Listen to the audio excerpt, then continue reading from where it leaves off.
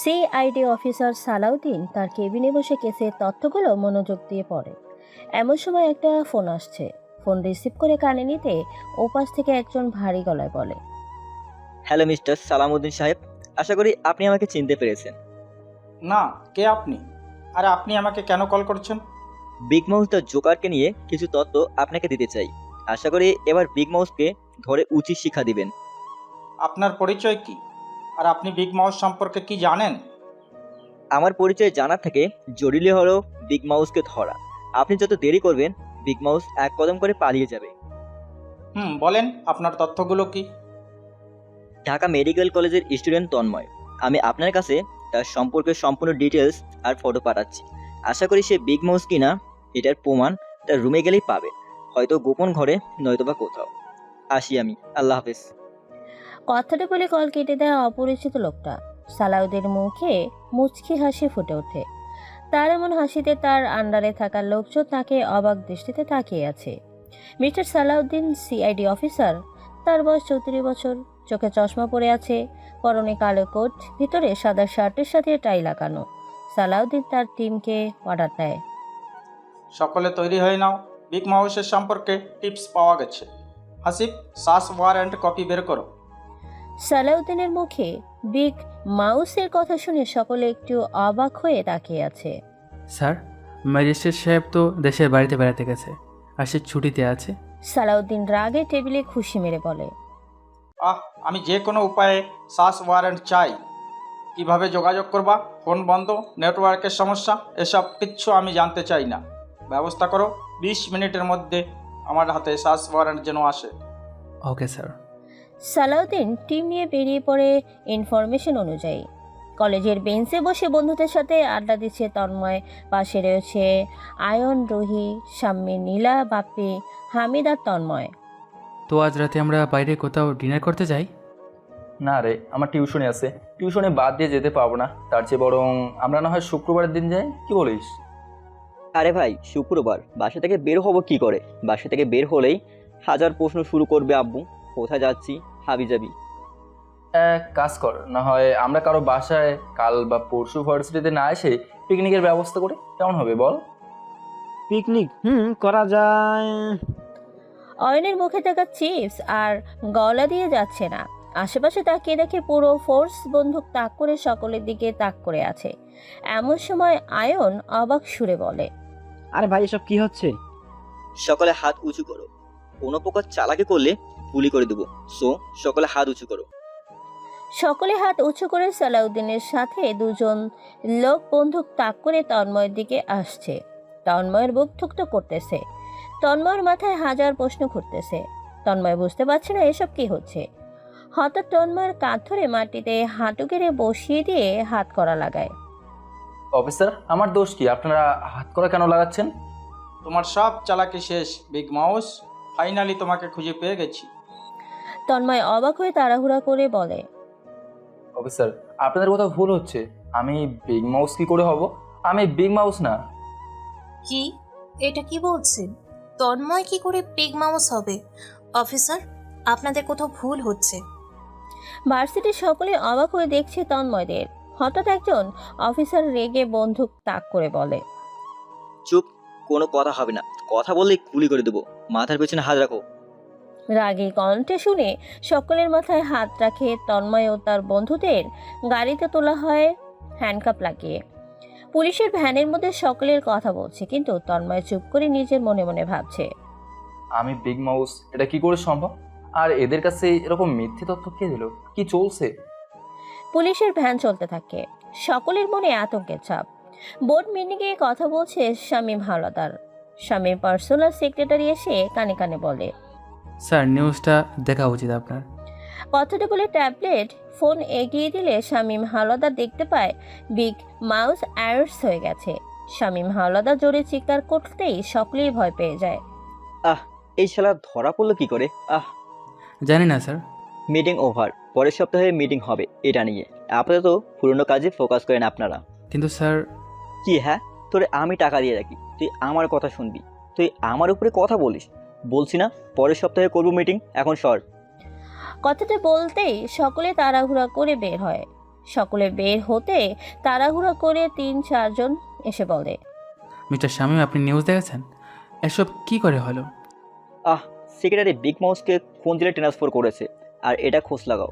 ওর কাছ থেকে কি কাগজপত্র বা টাকা পয়সা কত পাইছে। ঠিক আছে বস। সেক্রেটারি চলে যেতে স্বামীর তার পার্টনার ডক্টর আলীকে বলে, আমাদের বিগ মাউসের সাথে মিটিং করতে হবে। আমাদের 100 কোটি টাকার খোঁজ বিগ মাউস ছাড়া কেউ জানে না। ওর থেকে বের করতে হবে কোথায় টাকা। পাশ থেকে উকিল সাহেব বলে ওঠে, আমার কিন্তু সন্দেহ হচ্ছে এই বিষয় নিয়ে। একবার ভেবে দেখো, বিগ মাউস 5 বছর যাবৎ নিজের পরিচয় লুকিয়ে রেখেছে, কিন্তু সমস্যা তো এখানে এসে দাঁড়াইছে। আমরা ওর কাছে টাকা ইনভেস্ট করার 2 দিনের মধ্যেই বিগ মাউস ধরা পড়ে। এটা তো ঠিকই, আমারও খটকা লাগছে। তাহলে কি এটা ফেক বিগ মাউস? হতে পারে। ওদিকে তন্ময়কে নিয়ে যাওয়া হলো। জেলের মধ্যে টিভিতে নিউজ দেখে রাব্বি আর ফারহান একটু বিচলিত হয়ে ওখান থেকে সরে এসে একটা সেফ রুমে বসে নিজেদের মধ্যে কথা বলে। বস হঠাৎ ধরা খেলো কি করে? ধ্যাত, বসের এখন বাইরে থাকা প্রয়োজন ছিল, কিন্তু সে ধরা পড়লো কি করে?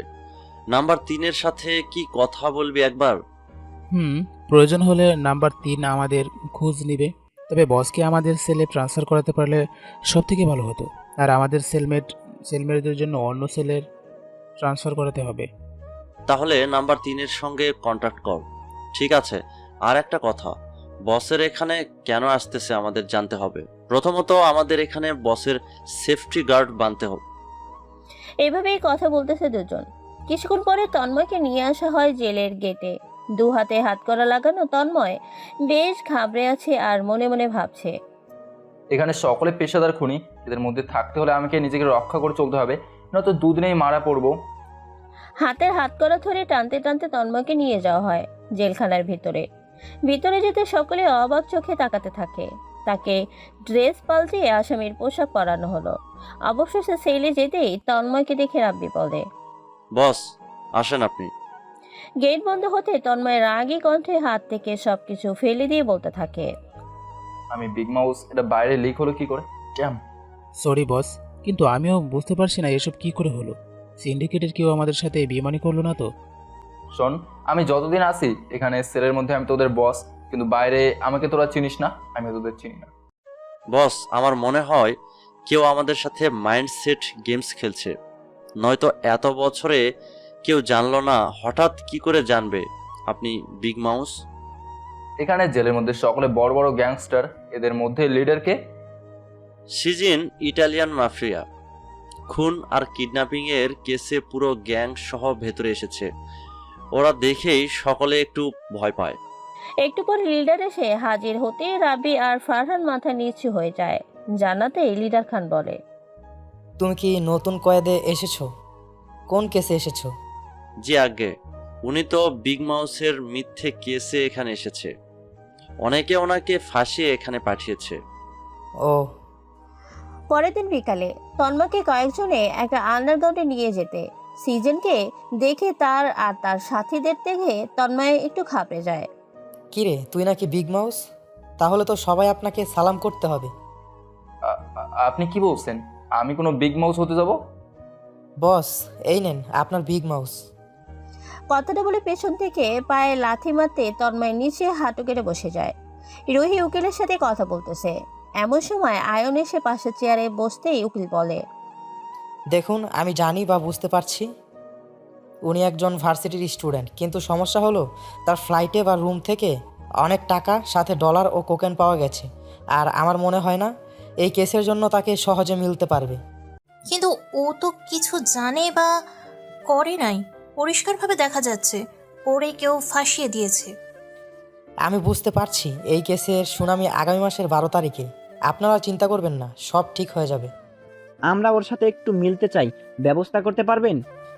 নিশ্চয়ই, আপনারা চলেন আমার সাথে। রুহিদের নিয়ে উকিল সাহেব হাঁটতে থাকে জেলের ভেতরে আন্ডারগ্রাউন্ডের রুমে। গলায় ফাঁসি দিয়ে পায়ের নিচে একটা চেয়ার রেখে ঝুলিয়ে দেওয়া হয়েছে। এদিক ওদিক হলেই তন্ময়ের ফাঁস লেগে মারা যাবে। আরে শালা, এতগুলো টাকা কোথায় রেখেছিস? প্রাণে বাঁচতে চাইলে বলে দে টাকাগুলো কোথায় রেখেছিস, নয়তো প্রাণে মরবি। আমি জানি না টাকা কোথায়। আর এত টাকা থাকলে আমি আমার ফ্ল্যাটের 3 মাসের টাকা বাকি রাখি কি করে? ও আচ্ছা, তুই জানিস না? তাহলে এত টাকা তোর বাসায় রাখলি কি করে? আহ আমি মরলে সারা জীবন ওর টাকা পাবে না, তো আমার মারার চিন্তা বাদ দে।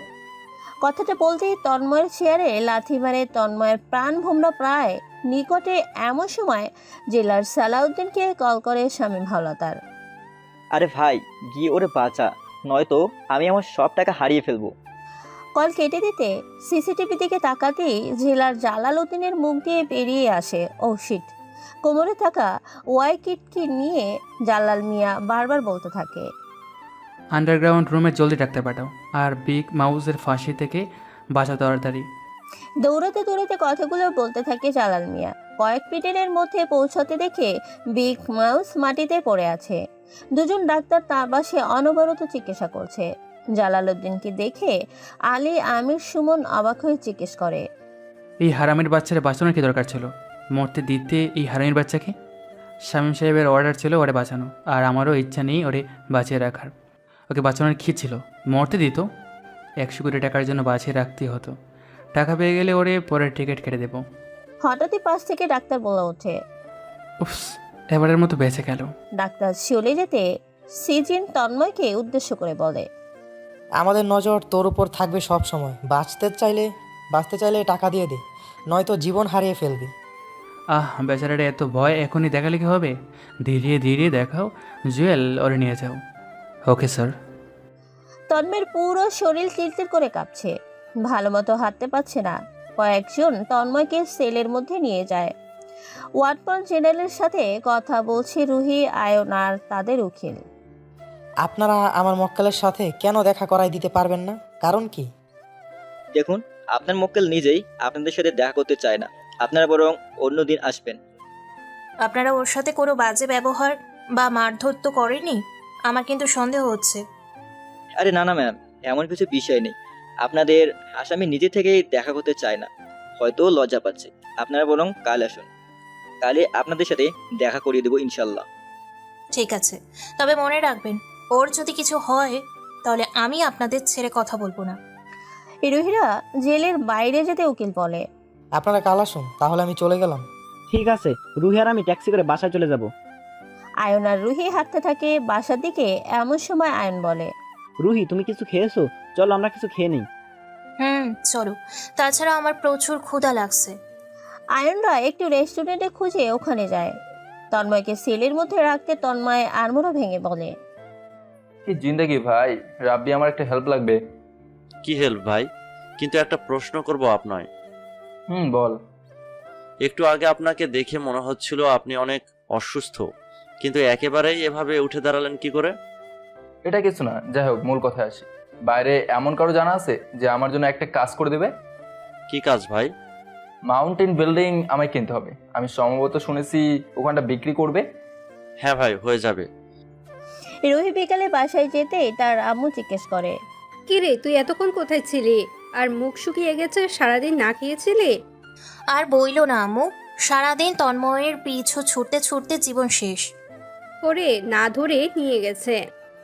আরে মিথ্যে কেসে ফাঁসিয়ে দিয়েছে ওরে। তুমি তো ওরে চিনোই, ওরে দেখে কি মনে হয় ও এমন কোনো কাজ করবে? সামনে সেমিস্টার ফাইনাল আসতেছে, এই সময় ও জেলে থাকলে ওর ক্যারিয়ার নষ্ট হয়ে যাবে। যেভাবেই হোক ওরে বের করতে হবে। হ্যাঁ, এখন যা, রুমে গিয়ে ফ্রেশ হয়ে নে, আমি খাবার দিচ্ছি। কথাটা বলতে রুহি ভিতরে চলে যায়। বিকেলে খেলার পথে সকলে খেলা করছে। এমন সময় পিছন থেকে একজন এসে তন্ময়কে ধাক্কা মেরে হাসতে থাকে। এভাবে কয়েকবার মারার পর গ্রুপ হয়ে এসে তন্ময়কে ঘিরে পেটাতে থাকে। কয়েক মিনিট যাওয়ার পর পুলিশের বাঁশি শুনতে সকলে সরে যায়। তন্ময় ব্যথায় কোনো রকম উঠে এক পাশে বসে। তন্ময়দের সেলের লিডার তন্ময়ের পাশে বসে বলে, এখানে সব নিত্যদিনের কাজ। আমি শুনছি তুমি নাকি বিগ মাউস নও। এরা তোমাকে তিলে তিলে শেষ করে ফেলবে। এদের থেকে বাঁচতে হলে নিজেকে সামলে রাখো। তন্ময় বেশ বুঝতে পারে এদের মধ্যে বেঁচে থাকাটা একটা চ্যালেঞ্জ হয়ে দাঁড়াবে, কিন্তু এভাবে নিজের পরিচয় স্কিল লুকিয়ে রেখে আর তো চলা যাবে না। হয়তো নিজেকে বিগ মাউস বলে স্বীকার করতে হবে, নয়তো এখান থেকে জলদি বের হতে হবে। কিন্তু এখান থেকে বের হওয়াটা এতটাও সহজ বলে মনে হয় না। আমি যতদূর জানি শুনানিতে এখন 29 দিন সময় আছে। এই 29 দিন আমাকে শয়তানের রূপে রূপান্তরিত করতে হবে। এভাবে সকলের অত্যাচার সহ্য করতে একদিন তন্ময় খাবার টেবিলে বসে আছে। এমন সময় পেছন থেকে একজন মারতে যাবে তন্ময় উঠে নিজের শরীরের শক্তি দিয়ে লোকটার কানে মারতে লোকটি খুঁড়ে পড়ে যায় মাটিতে। এগুলো দেখে সকলে একটু অবাক হয়ে তাকিয়ে থাকে তন্ময়ের দিকে। পেছন থেকে একজন বলতে থাকে, বলেছিলাম না বিগ মাউস শান্ত আছে, রাগলে কি করবে তার ধারণা আমাদের নাই। তন্ময় ওদিক একে একে সবাইকে মেরে হাঁপিয়ে বসে পড়ে চেয়ারে। হাঁপাতে হাঁপাতে বলে, আরে ভাই আর কেডা আসি যায়, আমার হাত লেগে যাচ্ছে, উফ গরম। হঠাৎ পুলিশের একজন কনস্টেবল এসে বলে, কয়েদি 2356, তোমার সাথে দেখা করার জন্য একজন এসেছে। হ্যাঁ ভাই চল, প্রচুর গরম লাগতেছে এখন। তন্ময় এগোতে থাকে। দেখা করার রুমে যেতেই তন্ময় অবাক হয়ে তাকিয়ে থাকে। তন্ময় অবাক হয়ে তাকিয়ে আছে এমন তন্ময়ের পিতা অর্থাৎ মাফিওলদের সম্রাট কিং উবাইদা বলে, বসো, কেমন আছো? আপনি এখানে? দেখো, ঘুরিয়ে পেঁচিয়ে এত কথা বলবো না। আমার হাতে কিছু জরুরি কাজ এসেছে। তোমার সাথে কন্ট্রাক্ট করার জন্য অনেকবার ট্রাই করেছি, কিন্তু পরে জানতে পারলাম তুমি এখানে, তাই দেরি না করে চলে এলাম। না মানে কি কাজ যার জন্য আপনি এত রাস্তা পাড়ি দিয়ে এখানে আসলেন? তোমার জামিনের ব্যবস্থা করছি, বের হলে সব জানতে পারবে। বাবা আপনি তো জানেন আমি খুনটুন পছন্দ করি না। তন্ময়, এত বছরে আমি তোমাকে চিনি ভালো করে। তুমি আমার ছেলে না হলেও তুমি আমার ছেলের থেকে বড় কিছু। আন্ডারওয়ার্ল্ডে অনেক কিছু চলছে। বুঝতে পারছি, শয়তানের রূপ নিতে হবে আমায়, কিন্তু আমার সাথে আরো দুজনের বের করতে হবে। এরা আমার জন্য এত বছর এখানে আটকে আছে, আমি চাই না ওরা এখানে আটকে থাকুক। ঠিক আছে। এমন সময় উকিল সাহেব এসে বাবাকে বলে, কাজ হয়ে গেছে। আরো দুজনের বেলের কাগজ রেডি করো। আর আমি জেলটা ঘুরে দেখতে চাই। আমার ছেলে কোথায় থাকে তা দেখার খুব ইচ্ছে আমার। আমারে 10 মিনিট সময় দেন, আমি ব্যবস্থা করছি। কথাটা বলে পকেট থেকে মোবাইল বের করে কথা বলতে বলতে বেরিয়ে যায়। কিছু সময় পর বাবাকে নিতে জেলা সাহেব এসে বাবাকে নিয়ে যায়। ভিতরে ঢুকতে সকল কয়েদি অবাক হয়ে তাকিয়ে থাকে। হঠাৎ বাবার সামনে ইটালি মাফিয়া জিসিন বাবা একটু হেসে দিয়ে বলে, নাও, আমার দুশ্মনের চেহারা আমাকে সারা বিশ্বের কোথাও না, এখানে এসে দেখতে হবে তা কখনো ভাবিনি। আপনার দুশ্মন মানে? তার মানে বিগ মাউস তোর ছেলে? হ্যাঁ। জিসিনের মধ্যে কেমন রাগ দেখা যাচ্ছে। এমন সময় জিসিন উট্টু হাসির কণ্ঠে বলে, লে শালা, এরা দুটো বাপ বেটা আর আমি এদের খাতির যত্ন না করে এখনো বসে আছি। বাবা এখান থেকে আমরা অন্য কোথাও যাই, এখানে মারামারি তেমন পছন্দ হচ্ছে না আমার। জেলার সাহেব, সবাইকে 1 লক্ষ টাকা করে দেব জন প্রতি। শুধু এখানকার ঘটনা বাইরে যেন না যায়। আর তন্ময়, 10 মিনিটে এদের কাজ শেষ হয়ে যাবে তো, নাকি বেশি সময় লাগবে? এদের জন্য 10 মিনিটও বেশি। সবই ঠিক আছে, তবে জেলে কেউ মারা গেলে বুঝতেই তো পারছেন। 3 লক্ষ। কিন্তু 20 লক্ষ। ডান, সকালে সাইড দাও। আব্বে চলে আয়। কথাটা বলতেই তন্ময়ের পাশে রাবি আর ফারহান এসে হাজির। ওরা দৌড়ে আসছে। তন্ময় হাতের আঙ্গুল ফুটিয়ে ডান হাত জিসনের পেটে মারতে গেলে বাম হাত দিয়ে কভার করে। আচমকা বাম হাতের ঠাস করে কেনু মারে জিসিনের মুখে। জিসিন মুখ নিয়ে দূরে চলে যায়। ডান পাশ থেকে একজন পা দিয়ে মুখে আঘাতে হাত দিয়ে কভার দিয়ে বুকে লাথি মারে, ধপাস করে পড়ে যায়। কয়েক মিনিটে 3 জনই 10 জনকে মেরে মাটিতে লুটিয়ে খেলায়। তন্ময় জিসিনকে বলে, I am the big mouse. Ruhi ক্লাসে বসে বড় আপসেট হচ্ছে। এমন সময় আয়ন গিয়ে বলে, আরে ইয়ার চল না, আমরা অন্য কোথাও ঘুরতে যাই। এসব আর ভাল লাগে না তোর এমন আপসেট মুখ দেখতে। আয়ন, আমার মনে হয় তুই বেশি বেশি করে ফেলছিস। তুই জানিস আমি তন্ময়কে ভালোবাসি, তাহলে তুই এসব কেন করছিস? আমাকে এত কেয়ার করার কারণ কি? দেখ, আমি জানি তুই তন্ময়কে ভালোবাসিস, কিন্তু আমিও তোকে ভালোবাসি, আর এটা তুই ভালো করেই জানিস। আর এখন তন্ময় নেই, তাহলে তোর খেয়াল রাখার দায়িত্ব আমার, তাই না? ফালতু কথা না বলে ক্লাসে চল, আর আমরা শুধুমাত্র বন্ধু। কথাটা বলে রুহি ক্লাসে চলে যায়। ক্লাস শেষ করে গেটে যেতেই তন্ময়কে দেখে বেশ অবাক হয়ে যায় রুহি। তুমি? হ্যাঁ, আমার মনে হলো কেউ আমাকে অনেক মিস করছে, তাই আর কি চলে এলাম তাকে দেখতে। কথা বলতে বলতে দুজনেই কাছাকাছি এসে দুজন দুজনকে জড়িয়ে ধরে। পিছন থেকে আয়ন এটা দেখে রাগে নিজের মুখ লুকিয়ে চলে যাচ্ছে তন্ময়দের পাশ দিয়ে। এমন সময় আয়নকে তন্ময় বলে, রে কোথায় যাস? আরে তন্ময়, তুই হোয়াট প্রেজেন্ট সারপ্রাইজ, কতদিন পরে তোকে দেখলাম। কেমন আছিস? ভালো। আচ্ছা দোস্ত, আমার আর্জেন্ট একটু বাসায় যেতে হবে, কাল ভার্সিটিতে দেখা হচ্ছে। আমি একটু চট্টগ্রাম যাব, 10 দিনের মধ্যেই ফিরে আসবো, আর কালই যাব। কি, তুমি চট্টগ্রাম যাচ্ছ? কিন্তু কেন, হঠাৎ কি হলো? আর তুমি এত তাড়াতাড়ি বের হলে কি করে? চট্টগ্রাম থেকে এসে তোমার সব বলবো, কেমন? আরে ভাই, এটা ভার্সিটি, তোমাদের প্রেম করার পার্ক নয়। এবার তো দুজন দুজনকে ছেড়ে দে। চুপ শাকচুন্নি, তোর যে জ্বলতেছে। দেখ শাকচুন্নি, বকবি না, নইলে তোরে আমি খুন করব। আমি তো চেয়ে দেখবো। হয়েছে, এবার থামো, চলো কোথাও গিয়ে কথা বলি। শাকচুন্নি, তুইও চল কাবাব মে হাড্ডি হতে। আয়ন কোথায় গেল? ও বেচারা তো চলে গেছে, আর আমি তো অবশ্যই যাব, কারণ তুই মামা শ্বশুর বাড়ি যে ঘুরে বেড়াতে গেলি তার টিপ তো আমায় দিবি। কথাটা বলে দুজনে গেটের বাইরে এসে হাঁটতে যাচ্ছে, হঠাৎ পেছনে কিছু লোককে দেখে সন্দেহ করে বসে আর তন্ময়কে উদ্দেশ্য করে বলে, তন্ময়, আমাদের কেউ পিছু করতেছে মনে হয়। কোথায়? পিছনে তাকাতে গেলে রুহি আটকে দিয়ে বলে, পেছনে তাকাস না বুধু, তাহলে ওরা সন্দেহ মনে করবে। এমন ভাবে চল যেন আমরা কিছু জানি না। তন্ময় একটু পেছনে তাকিয়ে আবার সামনে তাকিয়ে নিজের মনে মনে বলে, এরা কারা? আমার লোক তো মনে হয় না, তাহলে কে এরা? কি হলো, তুমি এভাবে চুপ করে আছো কেন? সামনে রেস্টুরেন্ট, ওখানে গিয়ে কথা বলে। এইদিকে শামীম হাওলাদার ফোন হাতে নিয়ে বসে বসে ভাবতে থাকে। ডাক্তার আলী হঠাৎ বলে ওঠে, আমরা তো সকলের সামনে ওরে গুলি বা অ্যাটাক করতে পারবো না। আর একবার ভাবেন, এত বড় কেস এত তাড়াতাড়ি বের হয়ে আসলো। আমার যতদূর জানা আছে কোনো বড় হাতের কাজ চলছে, নয়তো সিএম জজকে জামিনের কাগজে সাইন করাতে পারে না। আরে ভাই একটু চুপ কর না, এত পেশাল কার ভালো লাগে বল? আমার চিন্তার টাকা নিয়ে এগ্রিমেন্ট হওয়ার 2 দিন পর বিগ মাউস সবার সামনে আসে।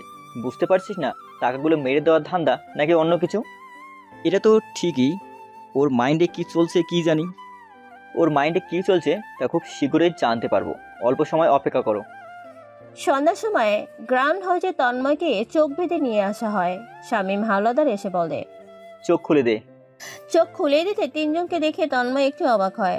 এমন সময় শামীম হাওলাদার বলে, ওয়েলকাম মাই ওয়ার্ল্ড বস, আপনাকে স্বাগতম আমার রাজ্যে। দুহাত ছড়িয়ে দিয়ে বলতেই তন্ময় মুচকি এসে বলে, ধন্যবাদ। তো বলেন, আমাকে এখানে আনার কারণ কি ছিল? আমার না বিশ্বাস হচ্ছে না যে আপনি বিগ মাউস, আর আমার কাছে কোনো উপায় ছিল না আপনাকে এখানে আনা ছাড়া। বলেন, বিশ্বাস করানোর জন্য কি করতে হবে? কিছু না, আমাকে শুধু কিছু কাস্টমারের নাম বলে দেন, যে মানুষগুলো আপনার নিয়মিত কাস্টমার। তো ভেবে নেন, টাকা নাকি কাস্টমার লিস্ট? আমার দুটোই লাগবে, নয়তো আমি আপনার প্রেমিকাকে মেরে ফেলবো। মেরে দাও, আমার কোনো আফসোস নেই। শামীম কথাটা শুনে পকেট থেকে মোবাইল বের করে বলে, উড়াই দাও। আচ্ছা ওয়েট, আমি একটা কল করি। শামীম কিছুক্ষণ ভেবে বলে, ওকে। তন্ময় পকেট থেকে ফোন বের করে রুহিকে কল করে বলে, জানালার সামনে এসে জানালা খুলে দাও, বাতাস বইবে বসন্ত। কিন্তু এত রাতে কেন? আরে করো। কথাটা জোরে বলতো। রুহি জানালা খুলে এদিক ওদিক তাকিয়ে দেখতে থাকে। এমন সময় তন্ময় কল মিউট করে চোখ বন্ধ করে শুনতে থাকে। 3, 2, 1 বুম। কথাটা বলতে শামীম হাওলাদারের ফোন থেকে ঠাস করে শব্দ আসতে শামীম হাওলাদার ঘাবড়ে গিয়ে উঠে দাঁড়িয়ে বলে, কি হলো? হ্যালো? আরে বোকারাম, ও আর কোনোদিন উঠবে না, এতক্ষণ আজরাইল জান নিয়ে চলে গেছে। শামীম হাওলাদার একটু অবাক, সাথে একটু ভয় নিয়ে তোতলাতে তোতলাতে বলে, মানে কি? আচ্ছা এসব কিছু বাদ দাও, যাক মূল কথায় আসি। 100 কোটি টাকা তোর দ্বিতীয় অ্যাকাউন্টে অনেক আগেই আমার বাবা ট্রান্সফার করে দিছে। তুই এতগুলো টাকা পেয়ে সেদিন বাড়ি গিয়ে মেয়েদের সাথে রাত কাটিয়েছিলি। মানে? আমার যে কষ্ট দিছিস তার 100 গুণ কষ্ট তোদের আমি ফেরত দেবো। তবে এখন সুখে শান্তিতে থাক। এখন এমন একটা সময় আসবে গলা দিয়ে শুকিয়ে যাবে, বিগ মাউসের নাম শুনলেও। কথাটা বলে তন্ময় চলে আসতে শামীম হাওলাদারের মুখ হাঁ করে আতঙ্কের সহিত চেয়ারে বসে পড়ে। এমন সময় আলী ঘামতে থাকে আর সাথে তার হাত পা কাঁপতে থাকে। আলী চিৎকার করে বলে, এখন কি করবা? ও তো আমাদের কুত্তার মতো গুলি করে মেরে ফেলবে। আতঙ্কের সহিত সব বসে থাকে। রাস্তায় নামতে তন্ময় ফারহানকে কল করে বলে, বডি মাটিতে পুঁতে খাও আর কাজ শেষ করে আমাদের নতুন জায়গায় চলে আয়। ঠিক আছে ভাই। 2 দিন পর রাত 1:30 বাজে। তন্ময় ছাদে বসে আছে। পাশে রয়েছে মোবাইল, 9mm এর পিস্তল আর 2 বোতল ভোটকা মদের বোতল। মাতালের অবস্থায় সিগারেট খুঁজতে গিয়ে দেখে সিগারেট নেই। এইদিক সেদিক ঢুলতে ঢুলতে নিজের গলির রাস্তায় আসতে তন্ময়কে চারপাশ থেকে গুলি তাক করে ঘিরে।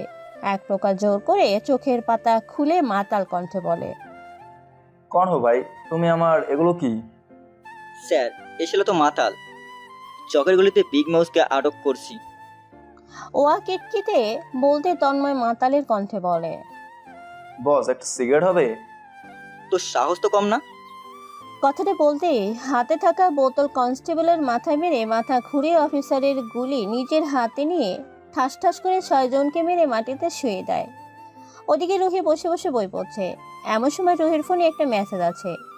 মেসেজ অন করে দেখতে পায় একটা ভিডিও আসছে। রুহি ভিডিও অন করতে শুনতে পায় তন্ময় আর শামীম হাওলাদারের কথাগুলো মন দিয়ে শুনে রুহির পুরো ধারণা পাল্টাতে থাকে তন্ময়ের উপর থেকে। হঠাৎ আয়নের কল পেয়ে কল রিসিভ করে বলে, হ্যাঁ বলো। কি করিস? বসে আছি। আমার কাছে তন্ময়ের একটা ভিডিও আসছে, কিন্তু সত্যি কিনা জানি না। আমি তোকে ভিডিওটা দিচ্ছি, একটু দেখ। ওকে।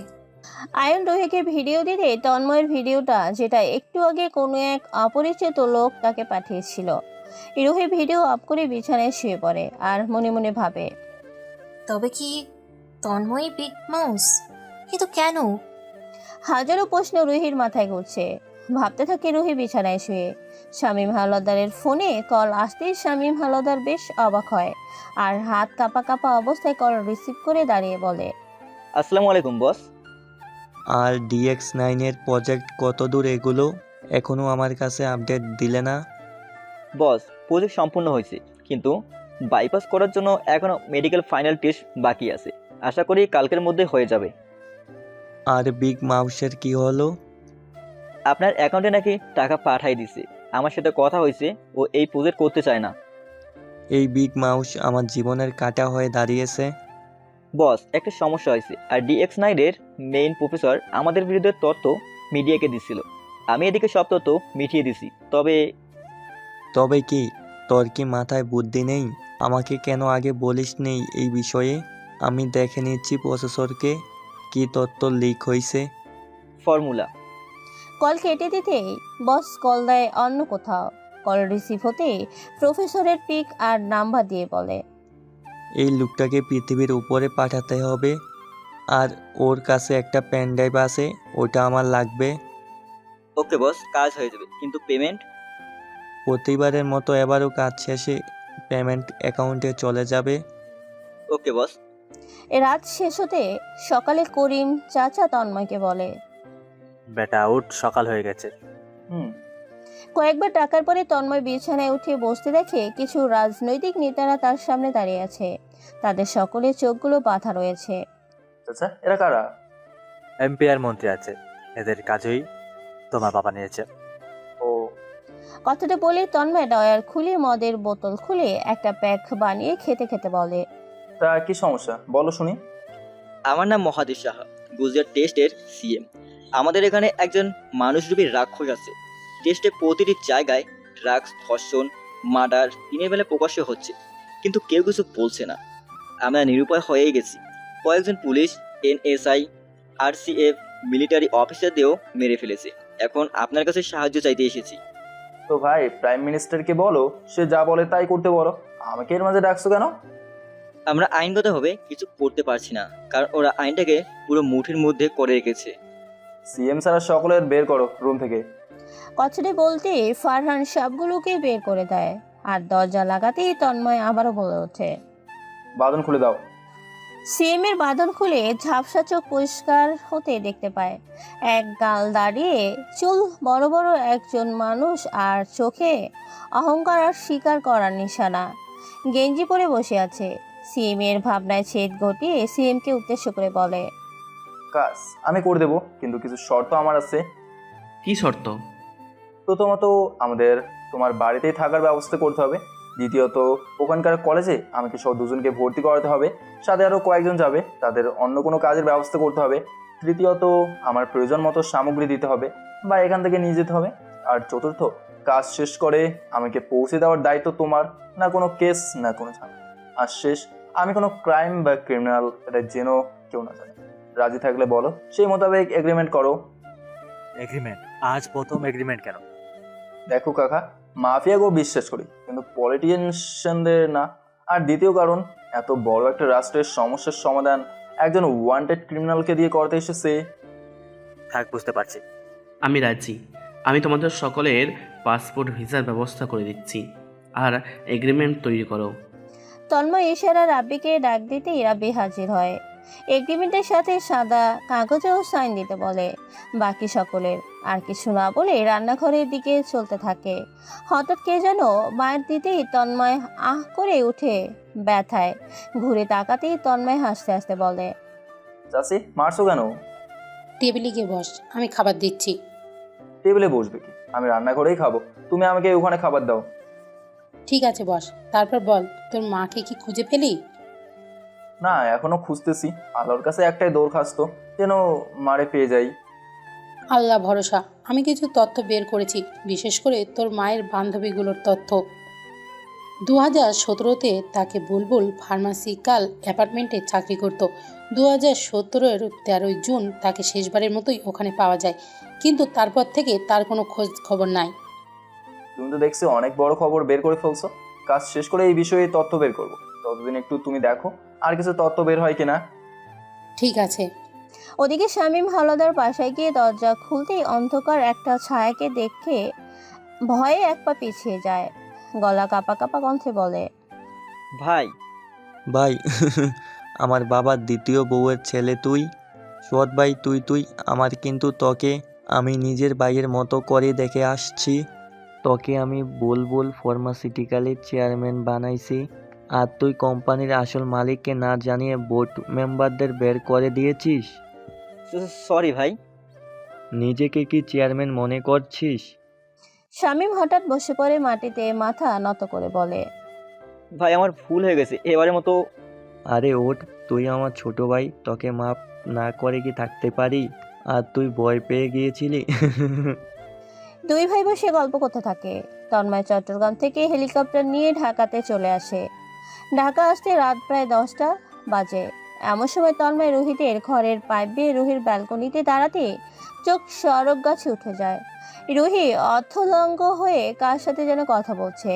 পরনে ব্রা আর পায়জামা রয়েছে। তন্ময় বুঝতে পারলো গরমের জন্য হয়তো এমনটা করছে। রুহি কিছুটা ঘুরে দাঁড়াতেই তন্ময়ের ধারণা ভুল প্রমাণিত হলো। রুহি ভিডিও কলে কাউকে তার দেহ দেখাচ্ছে। তন্ময় নিস্তব্ধ পায়ে এই রুমে ঢুকতে আচমকাই ভয় পেয়ে বিছানায় একপাশে দাঁড়িয়ে বলে, তন্ময়, তুমি এখানে? তবে তুমি এভাবে কার সাথে কথা বলছো? তোমার ফোনটা দেখি। আমার ফোন নিয়ে কি করবে? আমি স্বামীর সাথে কথা বলতেছিলাম। ওকে।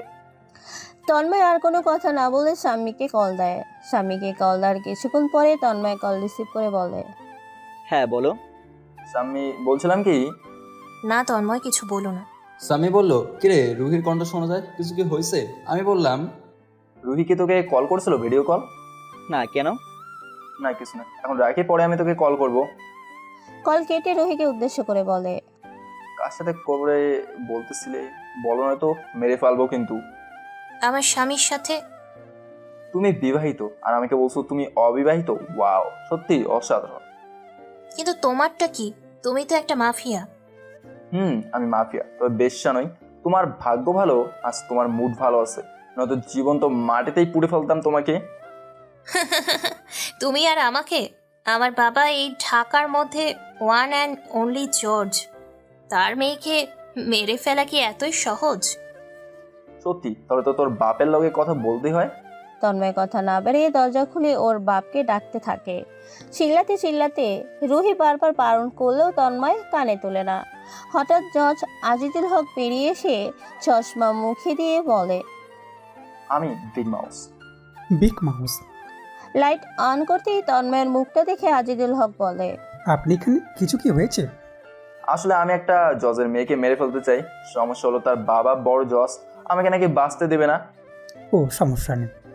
ঠিক আছে, আপনি ঘুমান। ইন্ডিয়া থেকে এসে আমার কেসটা আপনি লড়ে দিন, পেমেন্ট পৌঁছে যাবে। কথাটা বলে রুহিকে বলে, এটা তোর বাপ। আরে তোর বাবা মার ইশারায় চলে, আর তুই তারে দেখাইয়া ভয় দেখাস? হঠাৎই চুলের মুঠি ধরে কোমর থেকে পিস্তল বের করে রুহির মাথায় ঠেকিয়ে বলে, আমি চাইলে তোকে এখনই মারতে পারি, কিন্তু কথাটা বলতে আজিজুল বলে, কি করছেন এসব? আমার মেয়েকে কেন মারতে চান? কি করেছে ও? মিস্টার আজিজুল, আচ্ছা আপনার মেয়ের বিবাহ হয়েছে? হ্যাঁ। ঠিক আছে, থাকেন। আর রুহির দিকে তাকিয়ে বলে, আমার সামনে পড়িস না, তবে তোকে কেউ বাঁচাতে পারবে না। কথাটা বলে তন্ময় নিচে চলে যায়। পরের দিন সকালে ইন্ডিয়ার উদ্দেশ্য করে বের হয় তন্ময় আর তার দলের লোকজন। সিমের বাড়িতে যেতেই সিমের পরিবারের সাথে পরিচয় করিয়ে দেয় সিম। তারপর সোজা উপরতলার রুমে গিয়ে বসতে সিএম এসে হাজির। আপনার কি কি লাগবে ওরে বলে সব অ্যারেঞ্জ করে দিবে, আর দ্রুত কাজটা করে দিবেন যেন নির্বাচনটা ওদের পক্ষে পদে না যায়, তাহলে এই এলাকার লোকজন ওদের কাছে গোলাম হয়ে যাবে। ঠিক আছে। তোমার নাম কি? আমার নাম রাম চক্রবর্তী। চলো আমার সাথে। কথাটা বলেই তন্ময় পক্ষ থেকে মোবাইল বের করে রাবি আর ফারহানকে কল দেয়। কল দেওয়ার কিছুক্ষণের মধ্যে কল রিসিভ করে বলে, হ্যাঁ ভাই, আমরা এক জায়গায় যাব, বের হও। ঠিক আছে ভাই। ঘরের বাইরে যেতেই তন্ময় দেখে রাব্বি ফারহান রেডি হয়ে দাঁড়িয়ে আছে। গাড়িতে বসতেই তন্ময়কে জিজ্ঞেস করে রাম, কোথায় যাবেন আপনারা? মহাদেব সাহের সকল তত্ত্ব লাগবে, কিছু মাল লাগবে, একদম ইনটেক। মেয়ে লাগবে কি? আরে না, পটকা লাগবে। বুঝতে পারছি, চলেন আগে পটকা খুঁজতে যাই। চলো। গাড়ি চলার পর রামকে উদ্দেশ্য করে রাব্বি বলে, মহাদেব শাহপর সম্পর্কে কিছু বলো, না হলে কি করে হবে? মহাদেব শাহ 1980 সালে জন্মগ্রহণ কর্ণাটকের একটা ছোট শহরে। ছোট থেকে পকেট মার সহ বিভিন্ন ছোট ছোট ক্রাইম করত। 2001-এ গুজরাটে আসে। এখানে এসে আমাদের এক্স কাউন্সিলরকে সুপারি নিয়ে মেরে ফেলে। তারপর শুরু করে ড্রাগস ডিলিং, এরপর অস্ত্র, এরপর মেয়ে পাচার, এসব ভয়ানক সব ক্রাইমের সাথে জড়িত আছে। বুঝলাম। মহাদেব সাহেব লোকজন কেমন আছে? মহাদেব সাহেবের 2 ছেলে 1 মেয়ে। মেয়ে এবার ভার্সিটিতে লেখাপড়া করছে, আর ছেলে বান্টু সে বিদেশ থাকে। কৈলাস মহাদেব সাহেবের বড় ছেলে, সে ড্রাগসের সাথে বেশ খুলেমেলে থাকে। কৈলাসের দুর্বল পয়েন্ট মেয়ে। মেয়ে দেখলে নিজেকে কন্ট্রোল করতে পারে না। এই অবধি অনেকগুলো মেয়েকে ধর্ষণ সহ মার্ডার কেসের আসামি হয়েছে। আরেকজন মেইন ভূমিকায় আছে সোহান মণ্ডল, মহাদেব সাহেবের রাইট হ্যান্ড। মনে হয় অনেক তথ্য বের করেছো ওর পক্ষে। রিচার্জ সফর, কিন্তু এদেশে এত শক্ত কঠিন থাকা সত্ত্বেও কেন সব চলছে? কথা আছে সর্ষের মধ্যে ভূত হলে যা হয় আর কি। এদেশের বা অপোজিশন পার্টির সিএম কে হাত করেছে। যখনই মহাদেব সাহের কথা বের হয়, অপোজিশন পার্টি দাঙ্গা শুরু করে দেয়। মনে হয় এর শেষ করতে অনেক পাপড় ভাজতে হবে। এভাবে রাত কেটে সকাল হয়। তন্ময়রা সকাল সকাল বের হয় মহাদেব সাহেবের এলাকার দিকে। চারপাশে আমাদের লোক বসে বসে বিভিন্ন ধরনের গেটআপে খোঁজ নিচ্ছে মহাদেব সাহেবের ব্যাপারে। তন্ময় জগিং করতে করতে বের হলে হঠাৎ একজন সামনে এসে দাঁড়াতে বলে, কি হয়েছে ভাই? আপনি এখান দিয়ে যেতে পারবেন না, এখান থেকে সরে যান, অন্য কোথাও গিয়ে জগিং করেন। ঠিক আছে। তন্ময় আর কোনো কথা না বলে সরাসরি চলে আসে। চলে আসতেই একটা মেয়ের সাথে চোখাচোখি হয়ে যায়। মেয়েটা তন্ময়ের দিকে নজর তাকিয়ে চোখ ফিরিয়ে নেয়। এমন সময় পড়ে যায় একটা ছেলের সাথে ধাক্কা লেগে। মেয়েটার সাথে লোকগুলো এসে ধূপ ধাপ ঠাস ঠুস লাথি ঘুষি মারতে থাকে। তন্ময় এতক্ষণে বুঝতে পারে মেয়েটা আর কেউ না, মেয়েটা মহাদেব সাহেবের মেয়ে। তন্ময় চলে যায়। ধীরে ধীরে সকলেই চলে আসে। 2 ঘন্টা পর সকলের সাথে তন্ময় কথা বলছে। আমার মতে ওরে মারতে গেলে আমাদের একটু সাবধানে থাকতে হবে। প্ল্যান মাথায় আসছে না, তবে আমার মনে হয় ওরে পরে টার্গেট করতে হবে, যেন ওরে সর্বশান্ত করতে পারে। আমাদের টার্গেট প্রথমত মহাদেব শাহ, দ্বিতীয়ত পজিশন লিডার জয়ন্ত, তৃতীয়ত কৈলাস আর সোহান মণ্ডল। তাহলে প্রথম টার্গেট কি হবে? সোহান মণ্ডল। আমার মতে সোহান মণ্ডল যখন রাইট হ্যান্ড, তখন ওর মাঝে কিছু খাস কথা আছে যা জানলে আমাদের টার্গেট পরিষ্কার হয়ে যাবে। ওকে বস। সকলেই চলে গেল। তন্ময় শহরে মোটর সাইকেল নিয়ে ঘুরতে বের হয়। হঠাৎ মহাদেব সাহেবের মেয়ের সাথে দেখা। সামনাসামনি এসে গাড়ি থামিয়ে দেয়। তন্ময় ঘাটতারামি করে দাঁড়িয়ে থাকে মাঝ রাস্তায়। চুলগুলো মাঝে মাঝে হালকা করে নাড়িয়ে নিচ্ছে, চোখে চশমা। গাড়ি থামতে গাড়ি থেকে 4-5 জন নেমে আসে। গাড়ির কাছ নামিয়ে গলা ছাড়িয়ে বলে, আপনি এই কোনগুলো থেকে এসেছিস রে? মরার শখ হয়েছে নাকি? রাস্তার পাশ থেকে সরে দাঁড়া। গলা উঁচু করে কথাগুলো বললেও তন্ময়ের মাথা অন্য কোথাও বলে। ওদের চোখে আসতে গেলে হয় আমাকে মার খেতে হবে, নয়তো মারতে হবে। কোনটা করা যায়? লোকটি আবার গলা উঁচু করে বলে। এই শালা কথা বুঝছি না নাকি রে, সরে যা। এমন সময় প্রীতি বলে ওঠে। কি হয়েছে? রাস্তায় একটা পাগল দাঁড়িয়েছে, আপনি বসেন, আমি গিয়ে দেখে আসি। তো রাস্তার এক পাশ দিয়ে নিয়ে চলো, রাস্তায় এত জায়গা থাকতে অন্য পাশ দিয়ে যাওয়া যায়। ঠিক আছে ম্যাম, এই গাড়িতে উঠে পড়। কথাটা বলতেই সামনে থাকা পালোয়ানগুলো চলে যায়। গাড়ি পাশ দিয়ে বেরিয়ে যেতে তন্ময় লক্ষ্য করে রাস্তার পাশে বেশ কয়েকজন মিলে দল বেঁধে তাকে দেখছে। তন্ময় গাড়ির স্টার্ট দিয়ে একটা চায়ের দোকানে বসে চাওয়ালা চা বানাতে বানাতে প্রশ্ন বলে। আরে ভাই, ভারত মে নতুন নাকি? হ্যাঁ। তো কোন জিনিস খাওয়াতে চান? সাক্ষাৎ জমের দুয়ার থেকে ফেরত এসেছো? কেন ভাই, কি হয়েছে? এরা কি পুলিশ বা আর্মি নাকি? কিসের পুলিশ, কিসের আর্মি রে ভাই? এরা হলো গুন্ডা। ওই যে দেখছো না বাড়ি, ওইটা মহাদেব সাহেবের বাড়ি। যাবে জমদূত মনে করে সকালে। ও আচ্ছা, আমার জানা ছিল না। জানা ছিল না? ঠিক আছে, তবে এরপর থেকে এমন করো না, তাহলে তোমার ওরা বাঁচতে দেবে না। ঠিক আছে ভাই, ভার্সিটির সময় হয়ে গেছে, ভার্সিটিতে যাই। সিএম তন্ময়কে একটা আইডি কার্ড দেয়। ওইটা নিয়ে ভার্সিটিতে ঢুকতেই রাস্তার ওইগুলোর সাথে দেখা হয়। কোনো কথা না বলে পাশ কাটিয়ে গিয়ে প্রিন্সিপালের রুমে ঢুকতেই সিএমকে দেখে তন্ময় বলে। আরে আপনি কিন্তু, আপনার গাড়ি কোথায়? আমি তো কোনো গাড়ি দেখলাম না। ওটা পিছনে আছে। তো কি ভাবলে এটা বলো? বাবার কি আছে, কাজ শেষ করে তারপর বাংলাদেশ যাব। তবে আমি কাজের লোক চাই, অকাজের বক বক পছন্দ করি না। সো আমার কাজ আমার পছন্দ, নয়তো ফ্রিতে তোমায় ঠুকে দেবো। কথাটা বলেই প্রিন্সিপালের রুম থেকে বেরিয়ে আসে। শীষ বাজাতে বাজাতে যাচ্ছে, এমন সময় মহাদেবের মেয়ে তন্ময়কে আটকে বলে। তুমি কি এখানে নতুন? নতুন, কিন্তু কেন? সকালে তুমি ছিলে বাইকে, তাই না?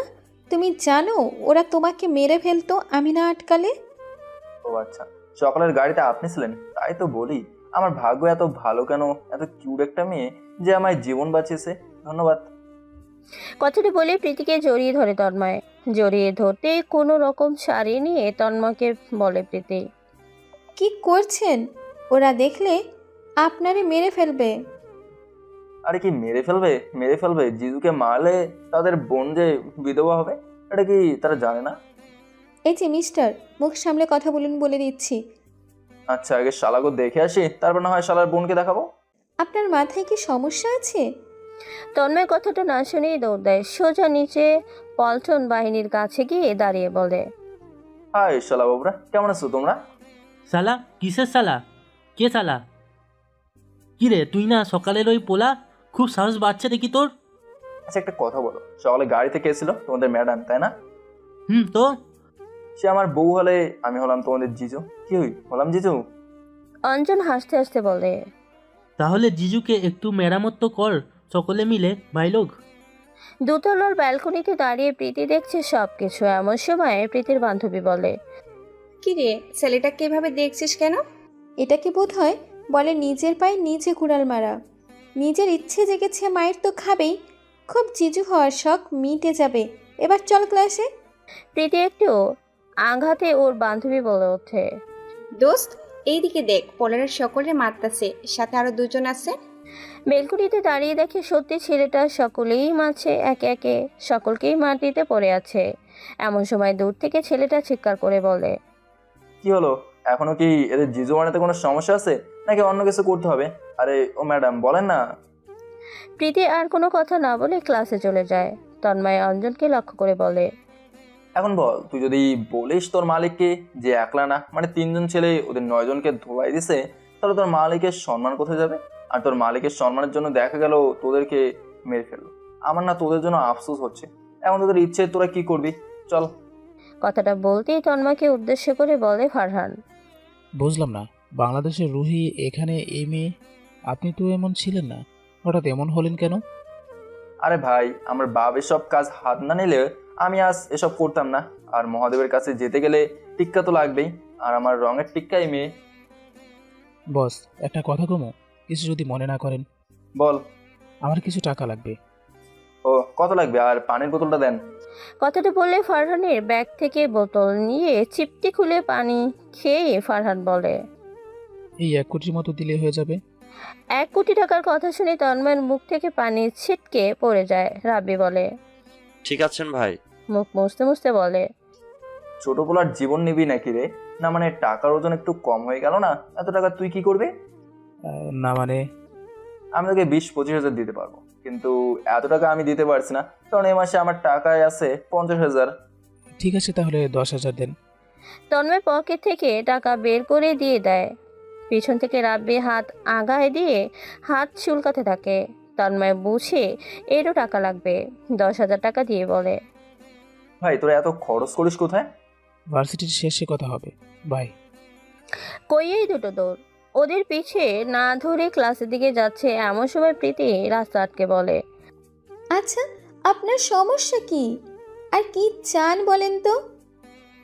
আমি কি চাই আসলে আমি নিজেও জানি না কি চাই। এখন আসি, পরে কথা হবে। তন্ময় ক্লাস শেষ না করে ওখান থেকে বেরিয়ে গুজরাটের এক এলাকার চায়ের দোকানে বসে আছে। এমন সময় একজন এসে বলে চাঁদা দিতে। তন্ময় বলে, ভাই আমারও কি চাঁদা দিতে হবে? না মানে দোকানদারের থেকে নিলেন, আমার থেকেও নেবেন কিনা শিওর হচ্ছি। এই के তুই?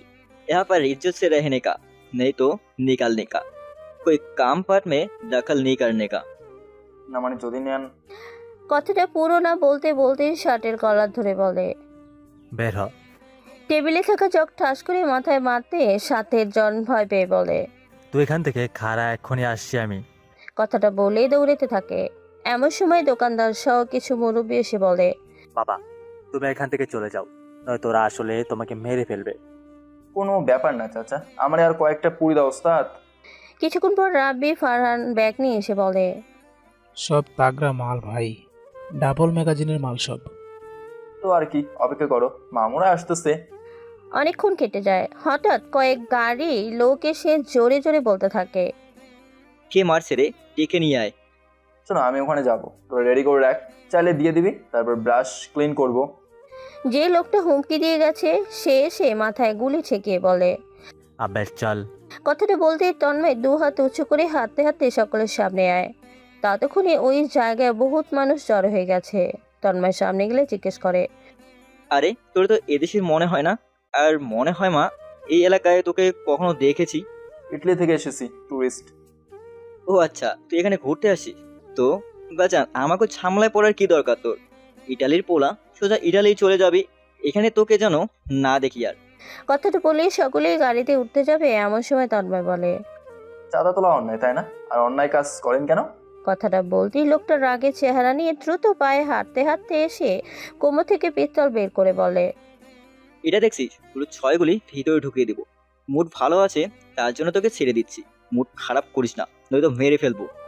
তন্ময় লোকটির কথা শুনে মুচকি হেসে লোকটির কানের কাছে মুখ নিয়ে বলে, মনে হয় আজ আর আমার মৃত্যু আসেনি। মৃত্যু মানে তোদের আসছে, না তো কুত্তার মতো ভুগতে ভুগতে এখানে আসতে না। এসে যখন পড়েছিস তাহলে আর কি বলো, হরি হরি হরি বল। কথাটা বলে লোকটার মাথা ঘুরিয়ে পিছনের দিকে দিতেই সকলে একটু ভয় পেয়ে যায়। লোকটির মুখ থেকে রক্ত পড়ছে। তন্ময় এক আঙ্গুল মুখে ভরে বাঁশি বাজাতে বাজাতে রাব্বি ভাবলো ম্যাগাজিন ভরে SK-16 রাশিয়ান সেনাবাহিনীর স্পেশাল ফোর্সের ব্যবহারকৃত গুলি তন্ময়ের দিকে ছুঁড়ে মারে। তন্ময় ট্রিগার লোড দিয়ে ঠাস করে গুলি ছুটতে থাকে শিলাবৃষ্টির মতো। কয়েকজন পাখির মতো মরে পড়ে আছে। কয়েকজন গাড়ি নিয়ে বেরিয়ে যায়। গাড়ি নিয়ে সকলেই তাদের বস কৈলাসের কাছে গিয়ে হাঁপাতে হাঁপাতে বলে, বস কি হলো? তোর পায়ে গুলি লেগেছে কি করে? বস আমরা চাঁদা তুলতে গেছিলাম, এমন সময় একটা লোক কোথা থেকে এসে গুলি করতে থাকে আমাদের ওপর। সফি, ওরে হাসপাতালে নিয়ে যা, আর আমি ওই শালার পুতের মাথা চাই। যে এনে দিতে পারবে তারে 4 লাখ টাকা পুরো পুরস্কার দেব আমি। ঠিক আছে বস। কথাটা বলে সকলে অস্ত্র হাতে নিয়ে দাঁড়িয়ে পড়ে। এমন সময় একজন বলে, বস ওরে পামু কই?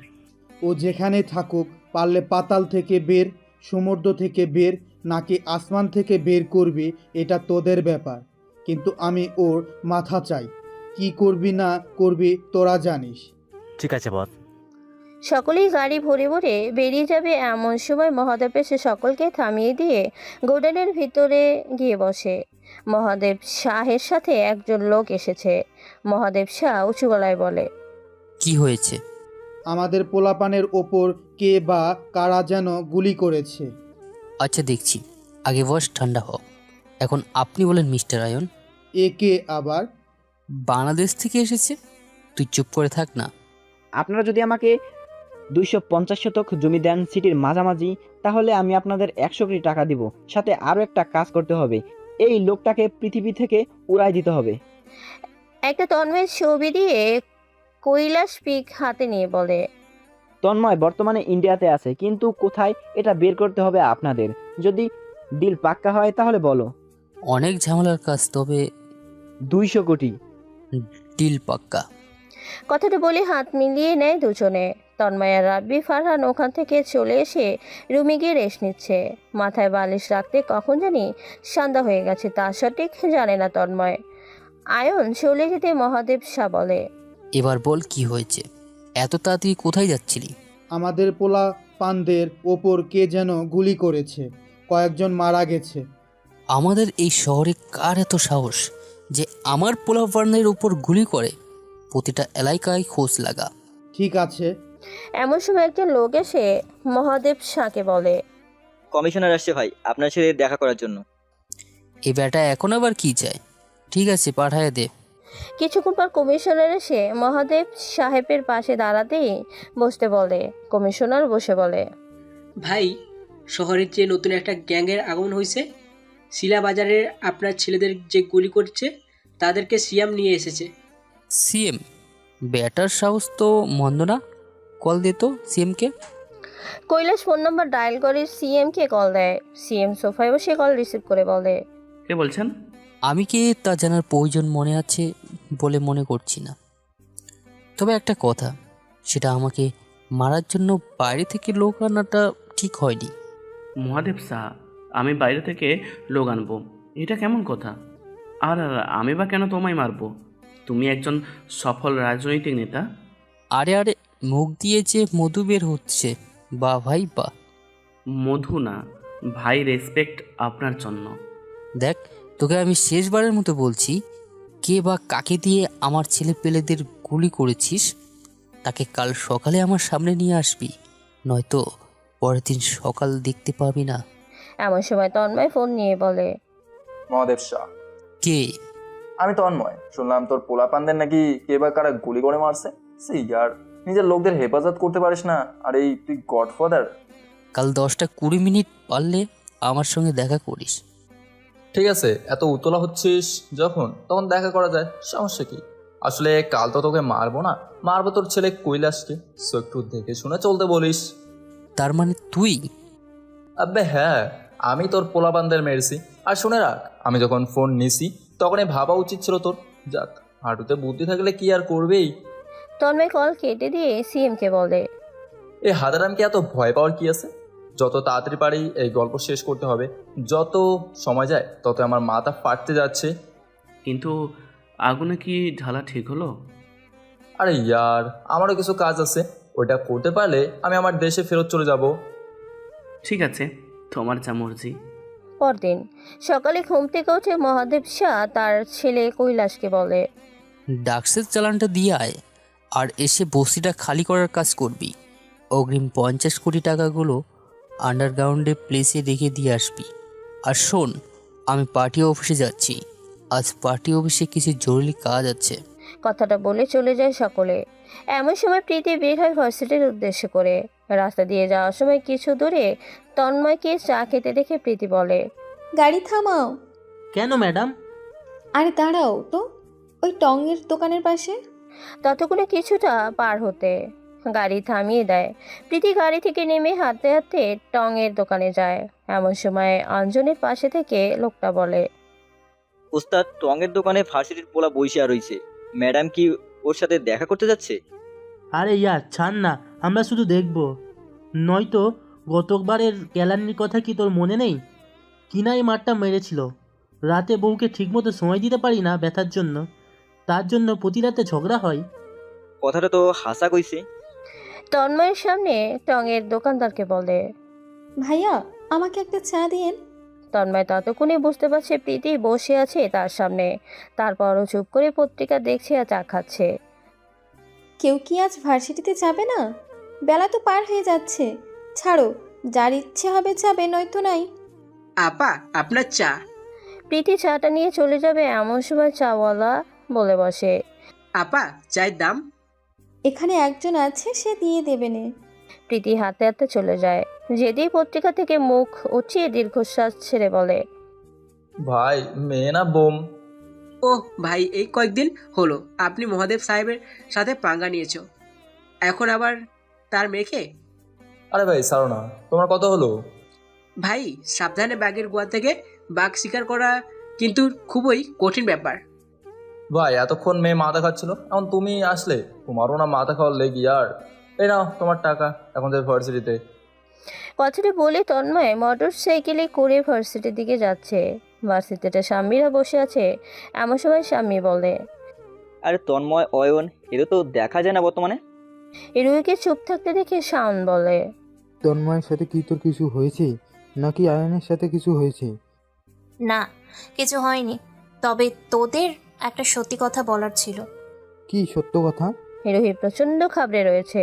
ঘাবড়ানো কণ্ঠে বলে, আসলে আমি অনেক আগে থেকেই বিবাহিত। কথাটা শুনতে সবগুলো চোখ কাচুমচু করে অবাক কণ্ঠে বলে ওঠে। হোয়াট? রুহি চুপ করে আছে। সকলের মাঝে হঠাৎ স্বামী বলে ওঠে, তোর জামাই কি করে আর কে সে? হাই গায়েস, সত্য বলতে আমি ওর হাজবেন্ড। হোয়াট? ওর সাথেই আমার বিয়ে হয়েছে। এক মিনিট, তাহলে তন্ময়ের সাথে রিলেশন করার কারণ কি? আসলে আমরা চাইতেছিলাম যে আমাদের সম্পর্কটা গোপন থাক, তার জন্যই কাউকে বলিনি। তবে আমিও জানি না কেন তন্ময়ের সাথে রিলেশন করতে বলছে আয়ন। আরে বাদ দাও এসব, তোমরা যখন এসব বিষয়ে জেনে গেছো তাহলে আজ একটা পার্টি হয়ে যাক। কথাটা বলে আয়ন গিয়ে রুহির পাশে বসে।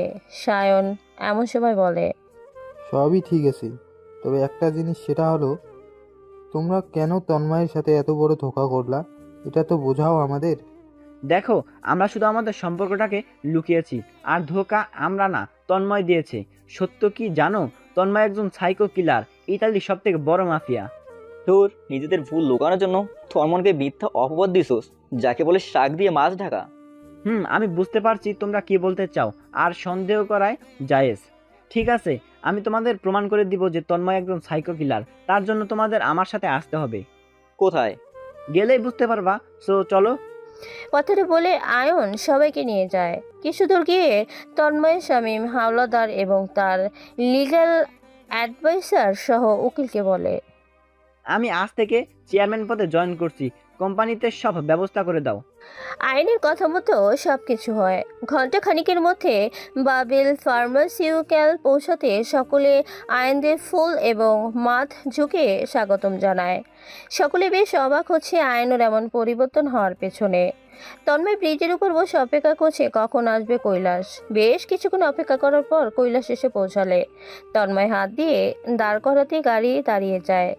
গাড়িতে আর কেউ না, অঞ্জন আর কৈলাস আছে। তবে সাথে একটা মেয়ে আছে যাকে কৈলাস ধর্ষণ করেছে। মেয়েটি কাঁদো কাঁদো হয়ে বসে আছে। গাড়ি থামাতেই কৈলাসের প্রশ্ন, গাড়ি কেন থামালি? দাদা, ওই লোকটা আমাদের মেরেছিল ওই দিন।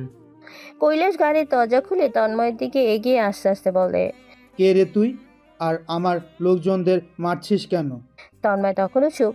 প্রায় মুখোমুখি আসতে তন্ময়কে উদ্দেশ্য করে কৈলাস আবারও বলে, কি রে বল, কি হলো? কথাটা বলতেই কোমর থেকে ছুরি বের করে কৈলাসের হাতে মেরে দেয়। পরক্ষণেই ছুরি সহ তন্ময় ঘুরে গিয়ে বেশ কয়েকবার কৈলাসের পিঠে ছুরি মারে। কয়েকবার পায়ে মারতেই কৈলাস মাটিতে বসে পড়ে।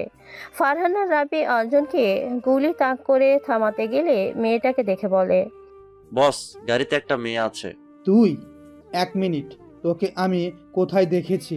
হ্যাঁ, বাবেল ফার্মাসিউটিক্যালসের চেয়ারম্যান তোকে মারার সুপারিশ দিয়ে গেছে। আমাকে মারার সুপারিশ দিয়ে গেছে বাবেল ফার্মাসিউটিক্যালসের চেয়ারম্যান? ওয়াও, এই শালার বাবেল ফার্মাসিউটিক্যাল সব জায়গায় আছে দেখি।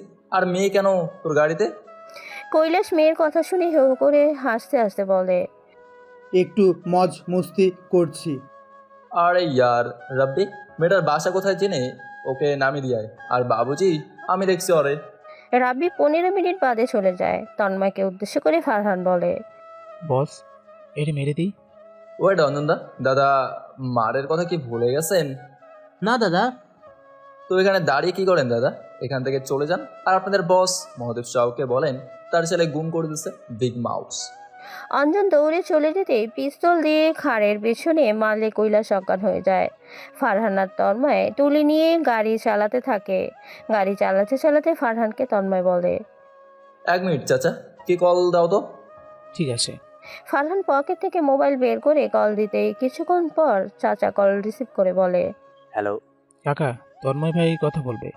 কথাটা বলে তন্ময়কে ফোন দিতেই তন্ময় কানে নিয়ে বলে, চাচা আমার কথা মন দিয়ে শোনো, বাবেল ফার্মাসিউটিক্যালসের চেয়ারম্যানকে বাবেল ফার্মাসিউটিক্যালসের সকল তথ্য আমারে দাও, আর কোথায় যায় কি করে সব জানতে চাই। বাংলাদেশ গেলে ওই সালের আগে টপকাবো আমি। ঠিক আছে, কিন্তু কি হয়েছে? ফারহানের হঠাৎ ব্রেকে তন্ময় একটু রাগ করে বলে, কি হলো, হঠাৎ ব্রেক করলি কেন? সামনে ভাই মহাদেবের মেয়ে। আরে ইয়ার, এক কাজ কর, স্ট্রাইং আমাকে হাতে দিয়ে তুই পিছনে বস। ফারহান বসতেই তন্ময় গাড়ি নিয়ে প্রীতির কাছে নিয়ে যায়। তন্ময়কে উদ্দেশ্য করে বলে, আপনি এখানে? বন্ধুর বাসায় গেছিলাম, ওখান থেকে ফিরছি। আপনি এখানে কেন? আমার গাড়িটা নষ্ট হয়ে গেছে, তাই এখানে ওয়েট করছি। ঠিক আছে, আমার সাথে চলতে পারেন, আমি আপনাকে বাড়ি অবধি পৌঁছে দিই। যাব, তবে লাইন মারবেন না তো আবার? আরে না, আমাকে কি এতটা বাজে মনে হয় যে অকারণে লাইন মারবো? তার মানে আপনি বলতে চান আমি অতটা সুন্দর না? আরে ভাই, সব কিছু না, গাড়িতে ওঠেন। কথাটা বলে তন্ময় গাড়ির দরজা খুলতেই চাচার কল পেয়ে কল রিসিভ করে বলে, হ্যাঁ বলো। কোম্পানির নাম কি? Bubble pharmaceutical. বাবেল ফার্মাসিউটিক্যালসের নতুন চেয়ারম্যানকে স্বাগতম জানানোর জন্য সকলেই এসেছে। আইনের এমন পরিবর্তনে সকলে অবাক। আইনের পার্সোনাল সেক্রেটারি আসতে আইনের পাশে এসে বলে, বস আপনার কথা মতোই ইটালি থেকে সব প্রমাণ নিয়ে আসছে। ঠিক আছে, সব আমার অফিসে নিয়ে আসো। রুহি চলো। আসেন স্যার, আমি আপনাকে নিয়ে যাই। শামীম হাওলাদার রাস্তা দিয়ে নিয়ে যায় চেয়ারম্যানের অফিসে। কিছুক্ষণ পরে সবকিছু রেডি করা হয়ে গেছে। সব প্রমাণ দেখে সকলের মুখ বন্ধ। তন্ময় প্রীতিদের বাড়ির সামনে আসতে প্রীতি গাড়ি থেকে নেমে বলে, বাবেল ফার্মাসিউটিক্যালসের চেয়ারম্যানকে আমি খুব ভালো করে চিনি। আমাদের বাসায় আসবে আর এখানে বাবেল ফার্মাসিউটিক্যালসের ব্রাঞ্চ খুলবে। আপনি চেনেন তাকে? অবশ্যই চিনি, চিনব না কেন? তো শোনেন মিস্টার, আজ রাত 12টার সময় একটা গোলাপ নিয়ে ব্যালকনিতে চলে আসেন। আর হ্যাঁ, এসে সরি বলবেন, তাহলেই আমি বলবানে। ও মা, তাই নেই? তাহলে এখন আসি আমি, বাই বাই। কথাটা বলে প্রীতি চলে গেল। তন্ময় গাড়িতে বসে ভাবছে। এমন সময় ফারহান বলে, ভাই, তাহলে আজ রাতে গোলাপের ব্যবস্থা আমি করে দিব ইনশাল্লাহ। আপনি শুধু মনে সাহস নিয়ে দেয়াল টপকে টপকে চড়ে উপরে উঠে যাবেন। হ্যাঁ হ্যাঁ, হয়েছে, এখন চলো। মহাদেব সাহেবের এলাকা ছাড়তে রামকে কল দেয় ফারহান। রাম কল রিসিভ করে বলে, হ্যাঁ দাদা, আপনার কথা মতো সব কিছু তৈরি করে রেখেছি, এখন আপনি আসলেই আমার কাজ শেষ। ওয়েট করেন, আমরা রাস্তায় চলে আসতে পারি যে কোনো সময়। কল কাটতেই ফারহানকে লক্ষ্য করে তন্ময় বলে, একটু মহাদেবকে কল লাগাতো। ফারহান কল লাগিয়ে বলে, বাই ফোন। ওদিকে কল রিসিভ করে ব্যস্ততার সহিত বলে, হ্যালো, কে? তোর ভালোবাসার দুশ্মন মুন্না। মিটিং করছো, পার্টি অফিসে করো, আমি তো তোমার ছেলেকে টুকুস করে তুলে নিছি মুন্না। High high. আব্বে ওই চিল্লামাত ইয়ার, আমার কান পরিষ্কার আছে, মনে হয় চিল্লিয়েই আমার কানের পর্দা ফাটাইয়া ফেলবি। মহাদেবে চিল্লানিতে এতক্ষণে পার্টি অফিসের সকলে নিস্তব্ধ হয়ে গেছে। পার্টি অফিস থেকে বেরিয়ে তন্ময়ের বলা স্থান মানে মেইন মার্কেটে দাঁড়িয়ে আছে লোকজন নিয়ে মহাদেব শাহ। উপর প্রান্তে দাঁড়িয়ে আছে তন্ময় ও তার দুই পান্ডা রাব্বি ফারহান। মহাদেব সাহেব বলে, আমার ছেলেকে কিডন্যাপ করার ক্ষমতা তুই কোথায় পেলি? দূর বোকা, কিডন্যাপ করতে ক্ষমতা লাগেনি, কিডন্যাপ করতে সময় লাগে। দেখ ভাই, তুই মাফিয়া ওয়ার্ল্ডের হয়েও এখনো জানিস না। কষ্ট ইয়ার। তোর এত পটর পটর শোনার সময় আমার কাছে নেই। আমার ছেলেকে আমি ফেরত নিয়ে আসবই, ওই মার শালারে। আরে হায় হায় মেরি মুন্না, নজর না লাগ যায়। ভয়েস বন্ধ উঠাও। মহাদেব সাহেব লক্ষ্য করে বেশ কয়েকজন গুলি তাক করে ধরে। তন্ময় বেশ হাসি খুশি চেহারায় বলে, মুন্না, টাকার দম পার সব হয়, এটা তোর থেকে কেউ ভালো জানে না। তবে এবার তোর টাকা মাঠে পানি মারা গেল। রব্বি। হ্যাঁ বস। সিএমকে নিয়ে আসে রাব্বি। দিল্লি থেকে কমান্ডো ফোর্স নিয়ে চারপাশে ঘিরে ধরে আর সবাইকে অ্যারেস্ট করে নেয়। সিএম হাসতে হাসতে বলে, ধন্যবাদ আপনাকে ভাই। কোনো বিষয় না, আমার এখন বাংলাদেশ যাওয়ার পালা। বাংলাদেশ যেতে পারলে অনেক কিছুই হবে, আমার অনেক কাজ বাকি আছে। ঠিক আছে, আমি আপনাদের জন্য হেলিকপ্টার রেডি করে দিচ্ছি। আপনার কথা মতো আপনার আব্বুকে সমস্ত পেমেন্ট দিয়ে দিব কাল। ঠিক আছে। ঘণ্টাখানিক পর তন্ময় চট্টগ্রামে চলে আসে। চট্টগ্রামে আসতে চাচা তন্ময়কে উদ্দেশ্য করে বলে, বাবেল ফার্মাসিউটিক্যালসের চেয়ারম্যানকে তুমি বেশ ভালো করেই চেনো, ও তোমার খুব পরিচিত কেউ। আমি চিনি।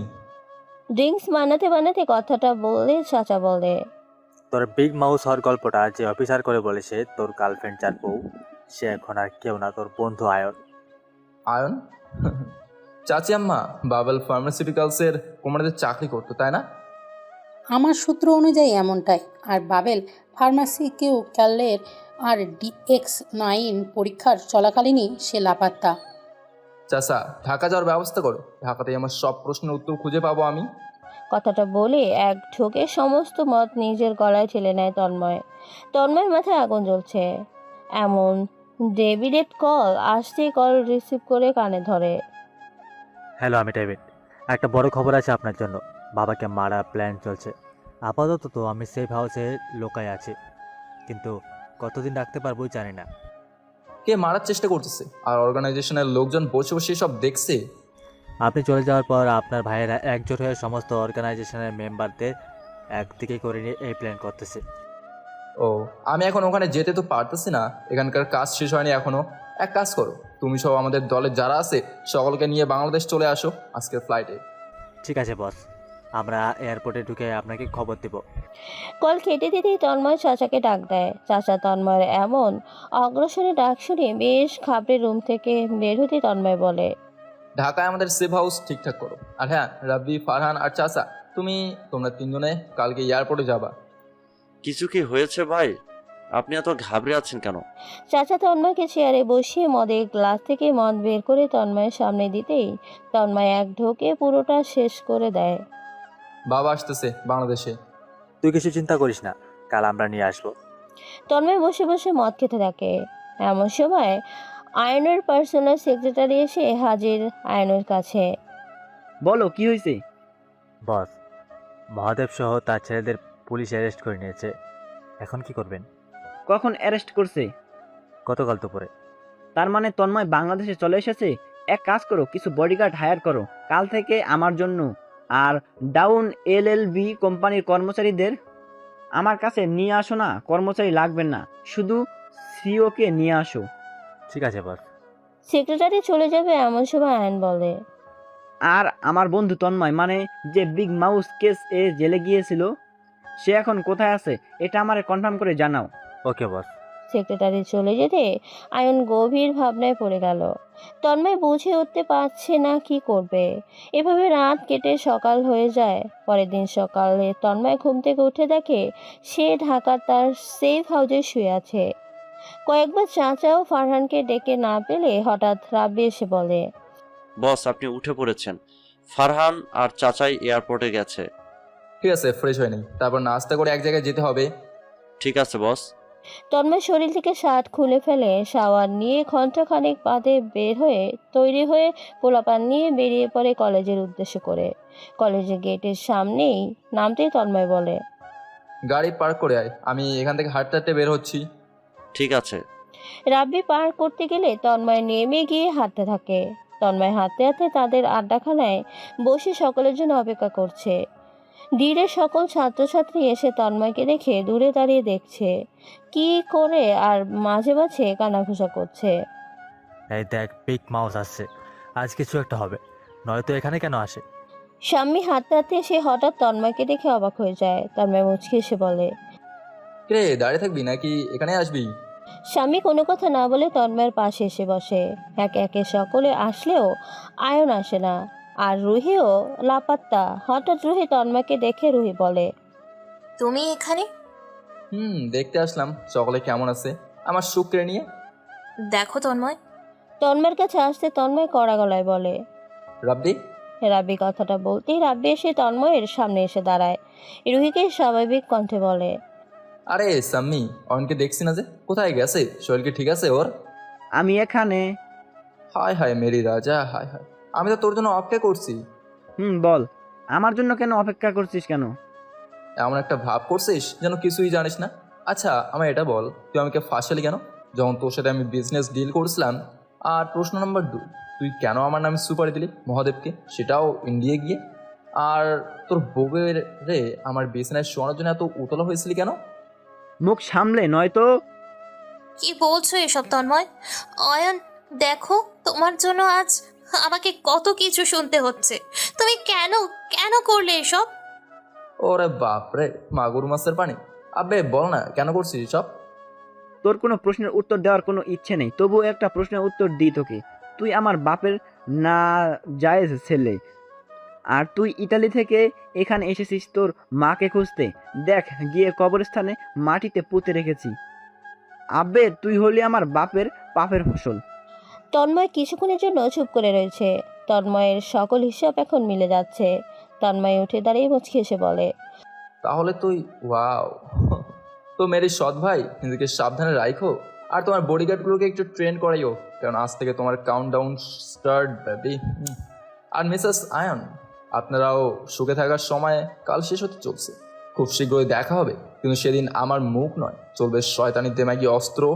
তন্ময় মাথা নিচু করে মন খারাপ করে চলে আসতে যাবে, এমন সময় আয়নের ইশারায় বডিগার্ডগুলো তন্ময়কে মারতে আসলে তন্ময় মাথা উঁচু করে এক পা পিছিয়ে এসে বডিগার্ডদের গলা ধরে পিছনের মেরুদণ্ডে এত জোরে লাথি মারে মেরুদণ্ড ঠাস করে ভেঙে যায়।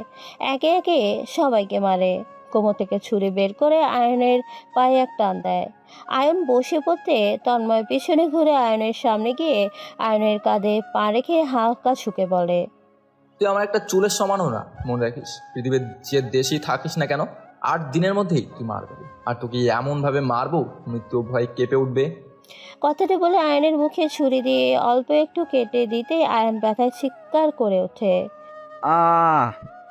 এইটুকুতে এমন করছিস? তাহলে ভাব, তোর এর থেকে 1000 গুণ কষ্ট দিয়ে মারবো আমি, 1000 গুণ। কথাটা বলে আয়নকে একটা লাথি মেরে চলে যায়। রুহি জায়গায় বসে কাঁদতে থাকে। সকলেই বসে বসে দেখছে। গাড়িতে উঠে তন্ময় রাজীবকে উদ্দেশ্য করে বলে, বাংলাদেশে আমার যত পোলাপান আছে সবাইকে অ্যাক্টিভ করে দে। আয়নের বাড়ি, অফিস, এয়ারপোর্ট, বর্ডার, পুলিশ থেকে সমস্ত জায়গায় আমার লোক লাগবে। আয়ন যেন বাংলাদেশের বাইরে না যেতে পারে। ওকে বস। গাড়ি চালাতে থাকে রাব্বি। তন্ময় বাসায় পৌঁছেই দেখে তার বাবা হাসপাতালের বেডে শুয়ে আছে, আর তার শরীরে রয়েছে স্যালাইন আর রক্তের নল। দেখে বোঝাই যাচ্ছে অনেক রক্ত বেরিয়ে গেছে। তন্ময় দ্রুত পায়ে এগিয়ে গিয়ে বাবার চোখ ভরে দেখতে থাকে। তন্ময় একটু রেগে বলে, কি হয়েছে এইসব? আপনার ভাইয়েরা এসব করেছে। ফারহান, গুলি দে। কথাটা বলেই হাঁটতে থাকে তন্ময়। পাশে থাকা চাচা একটু জোরেই বলে, কোথায় যাচ্ছিস? এখান থেকে গেলে বাবার কি হবে বুঝতে পারছিস? সামনের মাসে তো শোনা নেই। চাচা, সামনে থেকে সরে যাও। কথাটা বলে এক হাত দিয়ে সরিয়ে দেয় তন্ময়। তারপর চলতে থাকে ভার্সিটির দিকে। গাড়িতে উঠতেই রাব্বির প্রশ্ন, কোথায় যাচ্ছি আমরা? শিকার করতে। আর এই জঙ্গলের শিকার শেষে বড় শিকার করতে যেতে হবে আমায়। সো এই শিকারের জন্য এত দেরি করতে পারবো না। ওকে।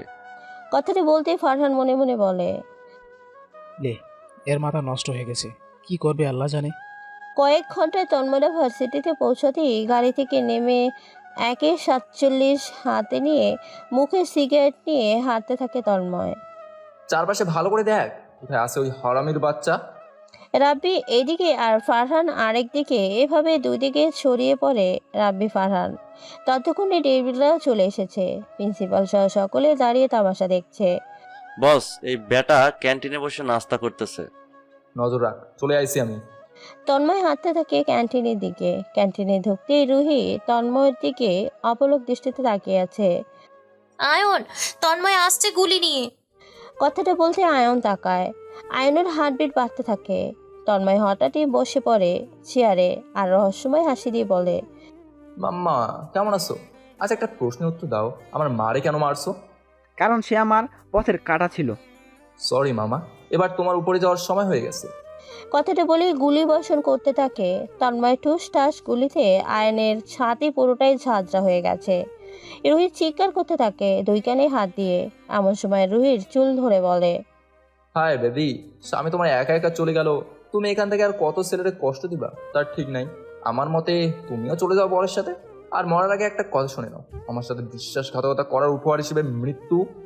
কথাটা বলেই ছুরি দিয়ে রুহির শ্বাসনালী কেটে দেয়। রুহি ছটফট করতে করতে কিছুক্ষণের মধ্যেই মারা যায়। পুরো প্রশাসন ক্যান্টিনের দরজার সামনে এমন সময় ঘাবড়ে গিয়ে ফারহান বলে, ভাই পুরো প্রশাসন এখানে কি করবে এখন? তোরা পিছন থেকে গিয়ে সোজা ফ্লাইটে চলে যাবে মাই টুইন আইল্যান্ড। ডেভিড চেনে, সমস্যা নেই, ওরে বলবি 779-এ যেতে বলছে। কিন্তু আপনি?